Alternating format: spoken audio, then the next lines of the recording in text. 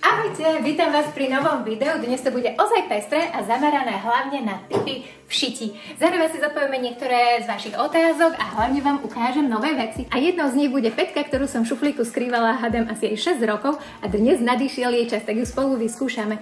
Zároveň ste sa pýtali na určité veci, tak si vysvetlíme niečo, čo vám pri šití určite pomôže a ešte vám ukážem super rýchly tip, ako rýchlo vyčistiť šiaci stroj za 3 sekundy pre lenivcov ako stvorené. No a hlavne ste si určite všimli, mám na sebe svoje obľúbené šaty a zároveň, predtým ako začneme, sa chcem poďakovať vám, dievčatá, ktoré ste sa rozhodli zapojiť do môjho online kurzu šitia, kde spolu šijeme tieto šaty a rozoberieme kopec zaujímavého. No a poďme na to. Prvý tip bude súvisieť so špeciálnou pätkou, ktorú som vám spomínala, že som mala v šuflíku skrytú už ozaj dlho a zároveň je to odpoveď na vašu otázku, ako môžete dekorovať na šiacom stroji, pokiaľ tam nemáte nejaké vyšívacie stehy. No pozrite. Ja nehovorím, že som prišla a teraz objavila teplú vodu, možno to už mnohí z vás poznáte. Dnes bude prvýkrát pre mňa, kedy ju vyskúšam ja. Predtým, ako tam dáte tú pätku, potrebujete urobiť zo pár vecí. Prvou z nich je odstrániť si pätku existujúcu a samozrejme aj ten držiačik a zakryť si zúbky. Alebo ich spustíte dole, alebo ich potrebujete niečím prekryť. Ja mám na to takúto vec. Nebojte, ukážem vám to samozrejme aj zblízka. Nastavte si pnutie vrchnej niti na nižšiu hodnotu a tuto sa pohráme s cikcakmi. Dobre, a ešte potrebujete štrobováčik. Ako prvé potrebujete odstrániť toto celé, aj tú pätku, aj ten držiačik. No a keď to máme takto, tak by bolo super dať si tam krytku na zúbky, alebo tie zúbky spustíte dole, to už podľa toho, aký máte šiaci stroj. No a teraz prichádza tá chvíľa, ideme tam skúsiť namontovať túto vec, len vám chcem dať do pozornosti, že táto časť bude prichádzať za toto. Budete tú pätku tam dávať zozadu a tuto vidíte tú časť, čo som vám spomínala, že musí prísť za toto, aby ste sa vedeli dostať k ihle. Takto. Tiež je tu na to šrobík, aby sa vám to krásne zakliklo. Akurát dotiahneme. Takto. No a pozrite, tuto máte taký väčší šrobík.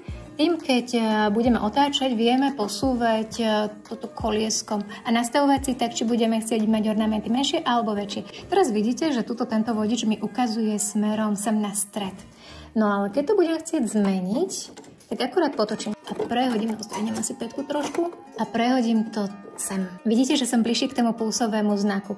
Akurát to musím poriadne zatiahnuť, aby to teda ostalo tak, ako si prajem.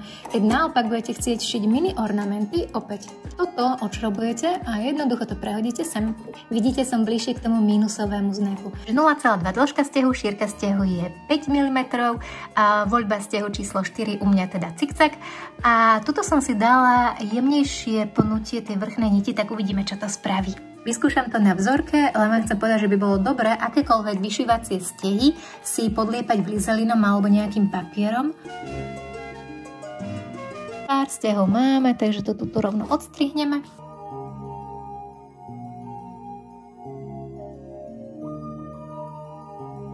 Skúsim ešte takéto nastavenie. Takto nech vidíte porovnanie, tuto bol širší steh a tuto bol ten steh uší 3,5 a 5. Priemerovo je to rovnaké, akurát vidíte, že opticky to vyzerá trošku inak. Rozmýšľam, čo by spravila napríklad taká osmička, slepé stehy, že 1 mm a môj steh teraz vyzerá takto.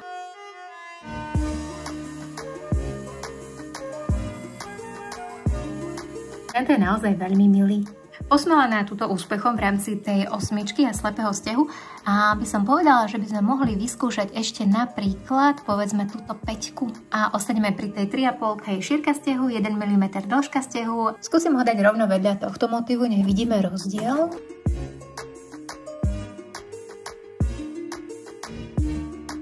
Ja myslím, že ten rozdiel je tam úplne zjavný, akože fakt je to pekné, jedno aj to druhé. Tak dajme tu 11, 1,6 ma pustí a tu dajme, že netradične 4.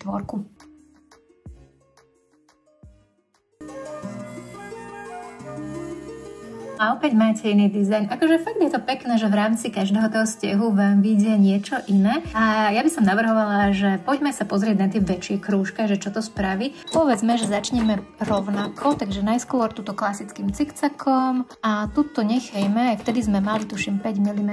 Najväčšia zmena sa ale udiala tu, vidíte to smerovanie, ide viacej k plus. Takže by ten ornament mal byť podstatne väčší. Vidíte, začiatok bol taký trošku neistý, ale inak pekne. No a veľkosť toho vzoru, no takto 2,3 cirka. Takže z toho mi vychádza, že tuto dovnútra by sa nám zmestili tie 1 cm ornamenty.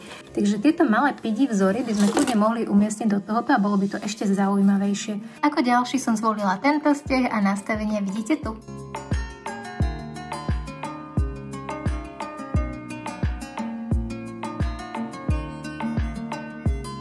A skúsim ešte 9. Asi to bude chcieť viacej skúšok, aby ste sa vedeli pekne trafiť, ale práve táto malá kvázi chyba ma privádza k jednej veci. Pozrite.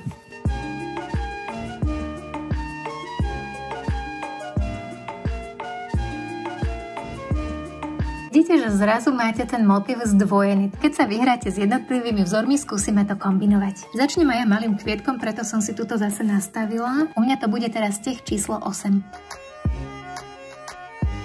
Teraz vyskúšame fintu fne a síce, že ihlu dajme hore. Toto by som chcela povoliť, aby som to posunula, povedzme až tuto na najvyššie. Opäť dotiahnem ten šrobík a nemením si steh, nechávam ho úplne rovnaký.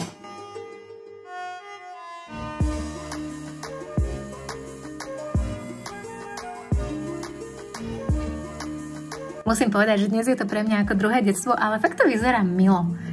Nikto mi nemôže povedať, že na klasickom šiacom stroji nemôžete aj vyšívať. A to naozaj, že ja tu tých vyšívacích stehov teda vôbec nemám veľa. A ešte sa mi natíska otázka, ako by to vyzeralo s melírovanou niťou.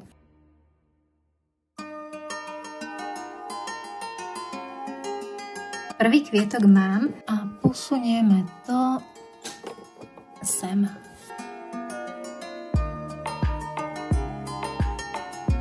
Hej, táto metalická sa mi páči veľmi.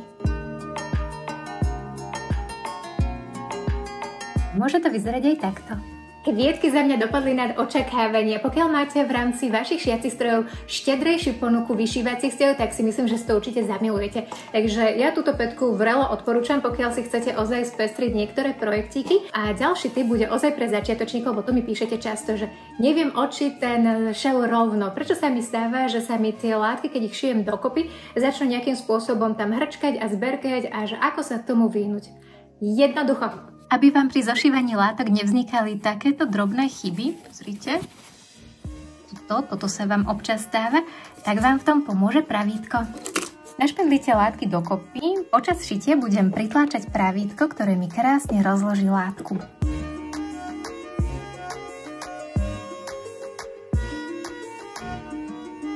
Vidíte, ako sa tá látka pekne navolnila? Teraz to zažehlím.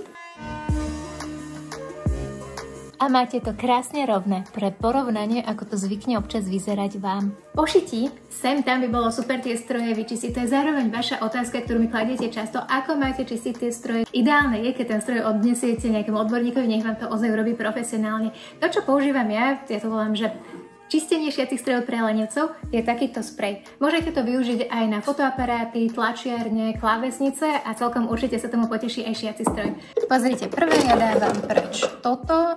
Druhé, môžete, keď chcete vybrať kľudne toto, aby ste mali. Potom vyberám aj túto časť, no a už vidíte, že je tu trošku prachu. A pokiaľ budete ozaj chcieť, môžete vybrať aj toto. K šiacemu stroju ste dostali takýto malý drobný nástroj, takže tým viete povyberať ozaj také tie najväčšie nečistoty.